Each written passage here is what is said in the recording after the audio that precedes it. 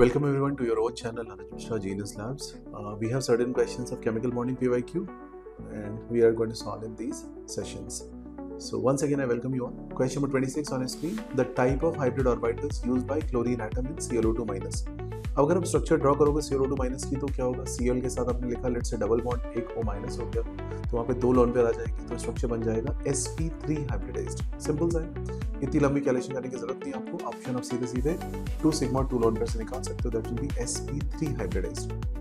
Question number 27. The maximum possible number of hydrogen bond of water molecule can form. बहुत ही standard question है, काफी पुराना question है, JEE exam का, NEET में आ चुका है. वाटर मैक्सिमम 4 H बॉन्ड बना सकता है. सेंट्रल ऑक्सीजन के साथ दोनों दोनों H जुड़ जाएंगे एंड टर्मिनल हाइड्रोजन के साथ एक एक ऑक्सीजन जुड़ जाएगा, राइट. सो कुल मिला के एक central water molecule 4 water molecules के साथ क्लब हो सकता है और यही उसकी मैक्सिमम कैपेसिटी है. अच्छा, बिकॉज ऑफ वाटर के H बॉन्ड क्या होगा, density of water liquid will be higher than density of water ice. ये थोड़ा उल्टा होता है, नॉर्मल सॉलिड लिक्विड केस से चेंज हो गई चीजें, right. Keep this in mind. Similarly ice floats on water, उसका भी रीजन आप यहाँ से दे सकते हो, because density of ice is laser.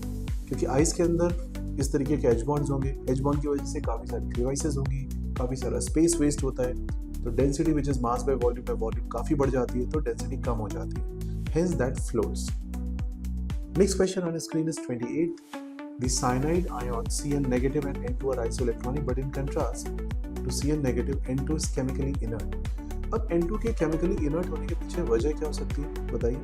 क्या क्या ऑप्शंस आपके सामने हैं. एक लो बॉन्ड एनर्जी, दूसरा absence of bond polarity, which make more sense because nitrogen is N triple bond, जहाँ पे बॉन्ड पोलैरिटीज ना के बराबर है ही नहीं, right. It's a symmetrical structure.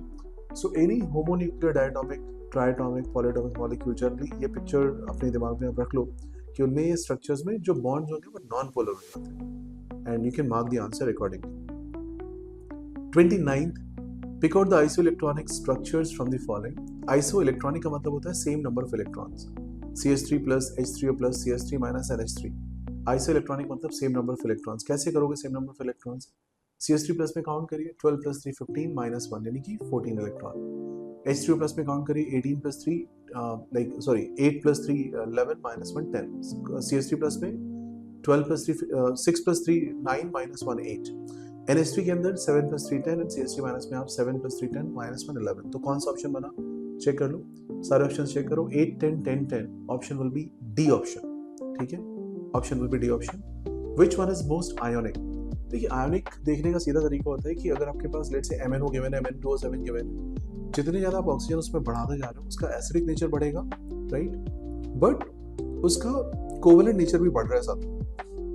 Ionic is more for MnO. So MnO we are going to mark for more ionic cases because Mn+2 and O-2 form में, right? So 30th question you can mark the option as C option. I hope you are liking, enjoying, understanding these videos. Thank you for watching and subscribing.